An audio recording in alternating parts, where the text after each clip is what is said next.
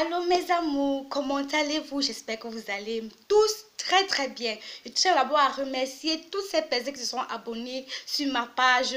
Je vous tiens à vous dire que je vais partager avec vous des astuces qui me viennent en tête, des astuces que j'ai eu aussi le temps d'expérimenter et qui ont fonctionné effectivement.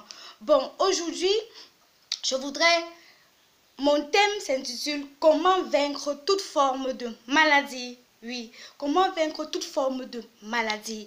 Sachez d'abord premièrement que votre guérison dépend de votre état d'esprit. Oui, votre guérison dépendra de votre état d'esprit. Je m'explique. Moi, quand j'étais malade et le médecin a diagnostiqué que j'avais une tumeur, qu'il fallait que je sois opérée, que c'était à risque, que cette maladie pouvait m'entraîner dans un coma profond. Oui, à l'instant, il m'a donné cette information. Ça a déclenché quelque chose dans ma tête. Je me suis dit que comment se fait-il que je puisse être atteinte par cette maladie, étant donné que je vivais pleinement ma vie, je vivais tranquillement et je n'avais jamais imaginé que je pouvais avoir ce genre de maladie. La première chose qui est arrivée dans ma tête, j'ai commencé à avoir peur. Vous dites seulement que quand on vous annonce ce genre d'informations, quel qu'en soit le genre de maladie, évitez la peur. Ça, c'est la première indication. Évitez toute forme de peur. Parce que la peur va occasionner des toxines qui vont vous empoisonner la vie. Oui. Donc, éliminez d'abord dans votre tête la peur. Parce que quand on vous annonce une maladie comme ça, vous vous dites que merde, ça veut dire que ma vie est déjà gâchée. Qu'est-ce que j'ai fait? Ça veut dire qu'est-ce que j'ai fait au bon Dieu pour avoir ce genre de maladie? Non. Vous ne devez pas avoir ce genre de pensée. Éloignez de vous d'abord cette pensée.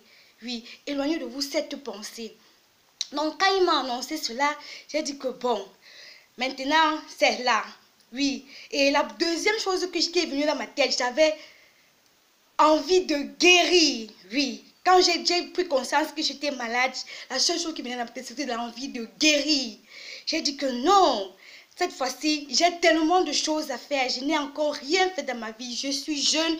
J'ai envie de fonder un foyer. J'ai envie de m'épanouir. J'ai envie d'étudier. J'ai envie d'être la personne que je voudrais être effectivement. Donc cette maladie n'a pas le droit d'être là. Oui, vous vous dites, cette maladie n'a pas le droit d'être là. Vous refusez, vous mettez dans votre cœur l'envie de guérir.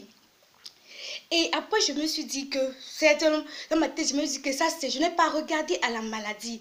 Dans ma tête, je me suis dit que c'est quelque chose de passager. Oui, troisièmement, vous faut penser que cette maladie est passagère. Ça veut dire que c'est une étape. Peut-être que c'est une maladie qui va vous permettre d'écrire même quelque chose, votre histoire. C'est une maladie qui va vous permettre d'écrire même votre histoire. Parce qu'on ne sait pas, vous pouvez aider quelqu'un à travers les étapes que vous avez surmonter. C'est ce que je suis en train de faire là aujourd'hui. Oui. Et puis, il va toujours falloir garder le sourire.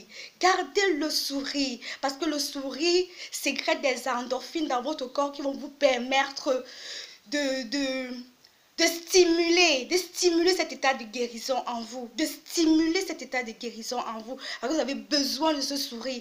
Parce que je me rappelle quand j'étais malade, j'étais dans ma salle d'hôpital, j'étais assise sur mon lit, juste après l'intervention, j'avais un visage défiguré, et les amis sont revenus à côté de moi, que mais toi, malgré toutes ces choses-là, parce que tu parviens à garder le sourire, comment tu fais? Oui, comment tu fais? Je me suis dit que non.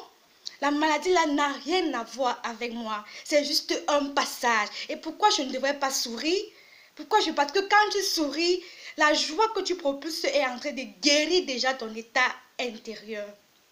Là, cette joie te permet de guérir l'état intérieur qui est en toi.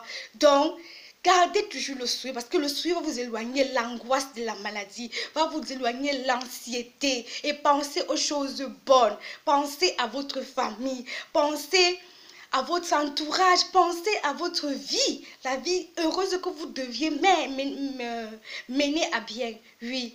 Et j'ai eu la pensée aussi positive vers la guérison. Donc, j'ai appelé la guérison à moi. J'ai appelé la guérison à moi en éloignant de moi toutes fausses idées. Parce que souvent, quand on est malade, souvent peut-être tu es une personne, comme je suis dans le domaine de la santé, on vous annonce que peut-être à un patient que vous avez le cancer. Oui. Ne mettez pas, vous avez peut-être 2 jours à vivre. Vous dites que non, non, non, vous refusez catégoriquement que non, non, non, non, non. Les 2 jours à vivre là, pardon, c'est 100 ans que je vais vivre.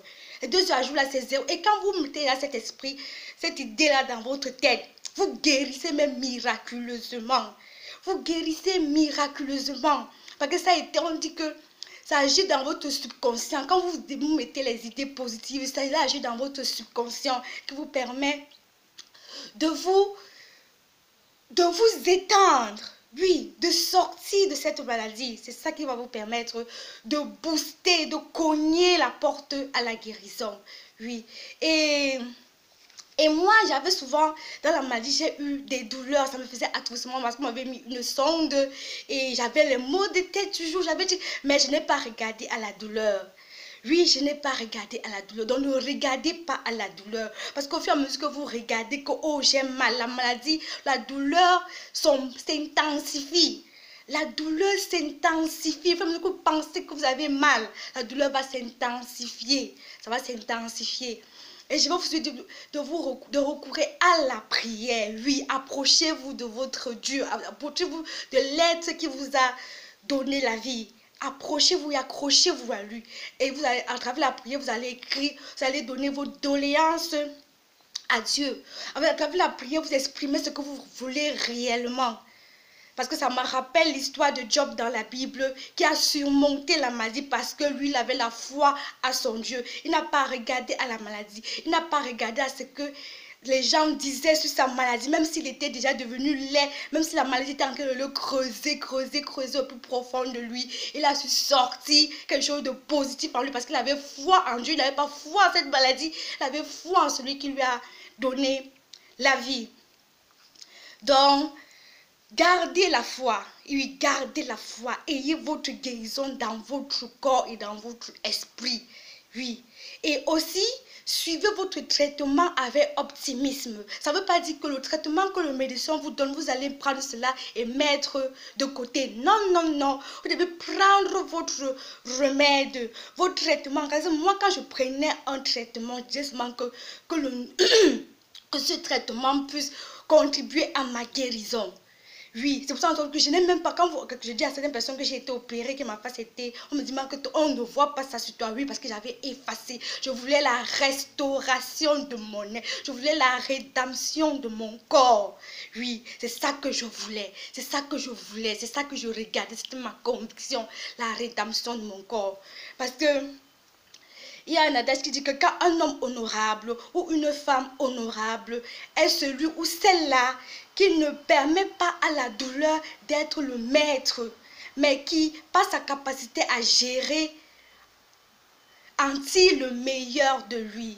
Oh, ok mes loulous, j'espère que cette vidéo va vous booster, va vous permettre de surpasser tous les obstacles sur votre chemin et gardez toujours la positive attitude. Portez-vous bien et que Dieu vous bénisse. Bye.